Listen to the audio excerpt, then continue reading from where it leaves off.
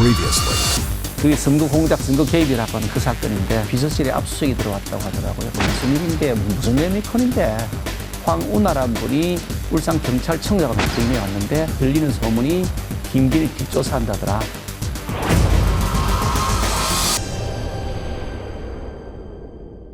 안녕하세요. 저희 경찰은 뭐 무형정대하게 철저하게 수사해 나가는 것입니다. 바카스 좀 전달해. 그때 경찰에서 수사했던 그 의혹이 아까 얘기하신 뭐 레미콘 관련된 네. 비서실장의 레미콘 관련된 의혹이 그거 레미콘 사건을 말씀드리면 그거는 이제 비서실장과 국과장들이 그게 문제가 됐던 사안인데 무혐의 처리가 되었는데요. 검찰청에서 무혐의한 결정문에 보면 경찰에서 아니면 말고식으로 이게 수사를 하고 기소를 하라고 요구를 하고 있다. 아니면 말고식 이렇게 표현되어 있고요. 그게 또 어떻게 표현되어 있냐면 황운하 경찰청장은 일단 무조건 기소해서 법원을 퍼넘겨라. 뭐 무죄가 되고 말고 그거는 나중 문제고 일단 퍼넘겨놓고 나면 그 다음 법원 책임을 넘기면 되지.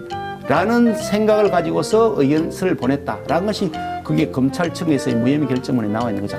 그야말로 나쁜 짓을 한 것이고요. 그때 의원님 본인도 그렇지만 가족이나 지인들도 굉장히 많이 어려움을 겪었다던데 어느 정도 어려움을 겪으신 건가요?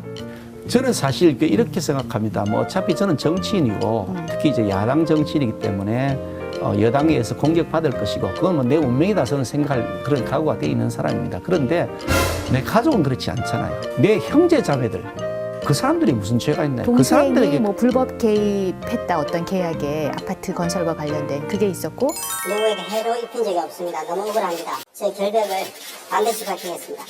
저희 동생의 경우에는 구속영장도 청구하고 이렇게 했습니다. 다 기각됐죠. 범죄 소명 자료가 부족하고 다툼의 여지가 있대서 판사가 기각을 했습니다. 그리고 결국은 그 사건 무혐의 처리했습니다. 생각을 한번 해보세요. 사람이 태어나서 경찰서 한번 드나들지 않았던 사람이 갑자기 수갑 채워져 가가지고 구속영장 실질 심사를 받고 이렇게 한다면 그거 정신이 제정신이겠습니까? 동생은 그러고 나서 지금도 정신과 치료를 받도록 약을 먹고 있다고 합니다.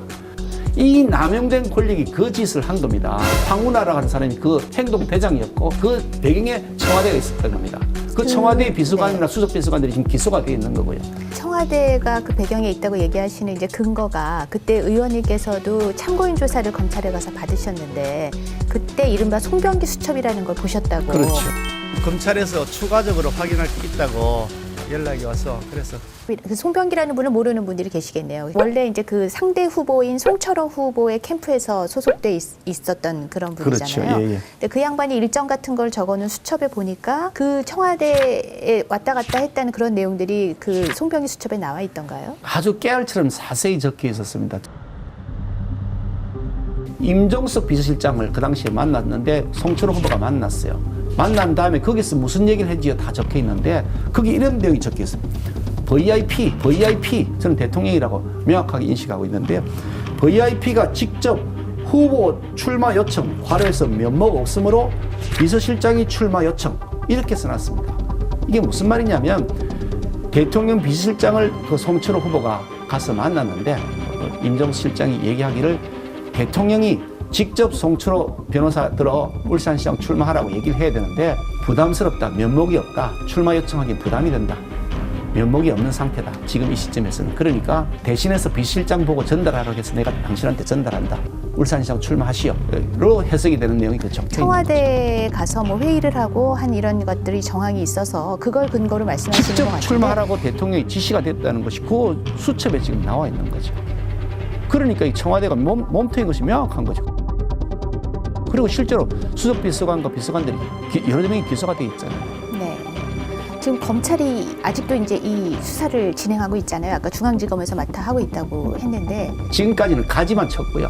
네. 그 밑에 줄기와 뿌리가 나온다. 저는 그렇게 판단하고 있는데 그 줄기와 뿌리 조사를 하는 것을 이성윤 중앙지검장이 지금 틀을 막고 못하게 하고 있다. 저는 그렇게 판단하고 있습니다. 알겠습니다. 네. 울산 얘기하니까 굉장히 많이 흥분하시네요. 흥분이 안 되겠습니까? 네, 그렇죠. 흥분 좀 가라앉히시고요. 가라앉히시고요. 울산 선거 관련해서 수사를 했었던 당사자인 황운하 전 울산지방경찰청장. 이번 21대 국회에 같이 입성을 했잖아요. 황운하! 동료 의원 신분이 되신 건데 오다 가다 마주치기도 하지 않으세요? 마주치죠. 그러니까 이제 황운하 의원을 이렇게 오다 가다가 만났죠. 국회의원회가 복도에서 이렇게 마주치고 그러면은 복도에서도 만나고 같이 인사 식사도 하고 합니다. 식사도 하신다고요? 예. 그러면은 뭐 하는 듯한 복부와 가슴속에 그러면은 뭐 괜찮으신 거예요? 둘이서 만나 어떠세요? 식사하는 건 아니고요. 네. 둘이서 만나 식사할 일은 없고요. 그게 아니고 네. 어떤 뭐 여러 가지 그 연구 모임들도 있고 있잖아요. 네, 아니 그러니까 어떠시냐고요? 그 만나서 이렇게 뭐 만나면 기본적으로 우선 저기 뭐 개인적으로 뭐 감정이 좋을 일이 없죠. 네. 그렇지만 어떻든 뭐 현재로서는 당선된 국회의원이 신분이니까 그 국민의 뜻을 존중해야 된다는 생각을 하고 있고요. 일단 의원으로서의 대우를 하고 예우를 하죠. 개인적으로 뭐 감정이 좋을 일이 없죠. 그분도 그러신가요? 저는 사실은 뭐 그분하고 저하고 이렇게 이제 비교할 때마다 저는 별로 그렇게 기분이 좋지 않은 게 그거 초짜입니다. 새카만 초짜인데 그거 뭐 선수로 따지면은 어떻게 하늘과 감히 땅 차이인데요. 네. 국회의원은 국회의원 이 선수가 계급상인데 그러시죠. 그러니까 뭐 그분하고 네. 이렇게 경쟁 관계에 있다는 그런 게 아니기 때문에 그냥 네. 그냥 넘어갑니다. 별로 개념하지 않습니다. 알겠습니다. 화제를 좀 바꿔볼게요. 대선이나 총선은 조금 더 남아 있고 지금 임박한 선거는 재보궐 선거가 남아 있어요. 서울시장이랑 부산시장. 근데 이제 부산의 경우에는 굉장히 국민의힘이 좀 여론조사상으로 앞서가고 있었는데 이 가덕도 신공항 이슈가 나오면서 또 이렇게 팽팽한 구도로 변해버렸잖아요. 영남권의 민심을 좀 직접 접해보시기도 하셨습니까? 어떻든가요? 제가 속해 있는 곳이 이제 영남권이긴 한데 울산은 또 영남권 쪽에서도 독특합니다.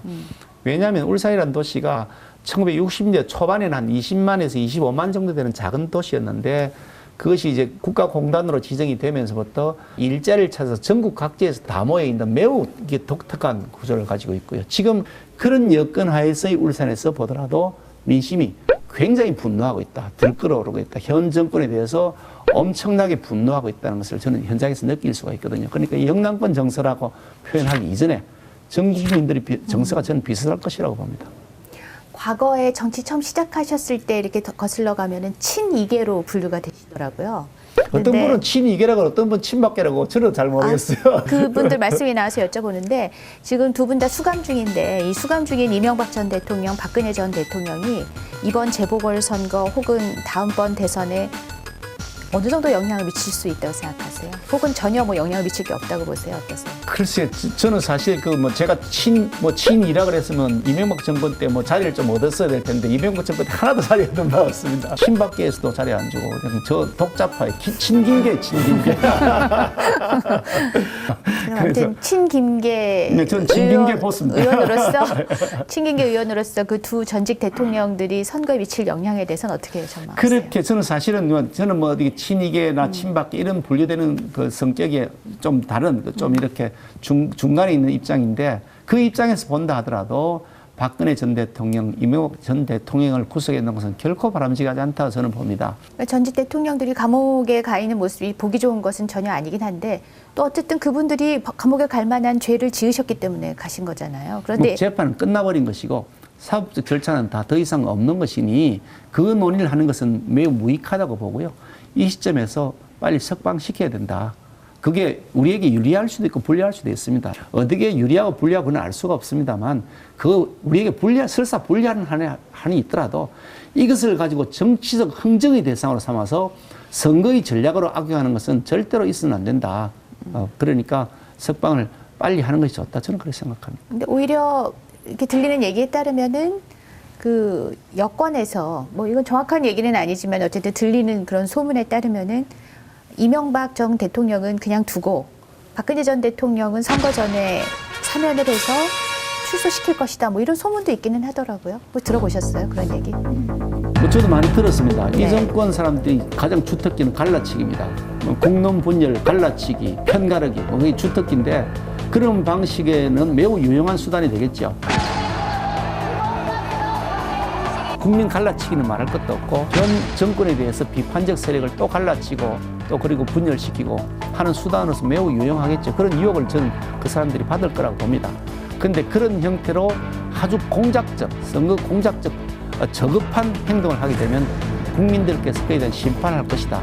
그렇게 쉽게 호락호락하게 생각하지 않는 것이 좋을 것이다. 저는 그렇게 봅니다.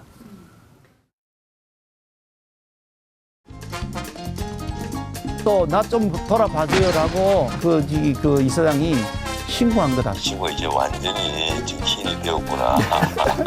대한민국은 민주공화국이다. 3시간 동안이나 연설을 하셨는데 국민이 주인이 아니라 대통령과 극렬 세력들이 주인이 되어 있는 나라다.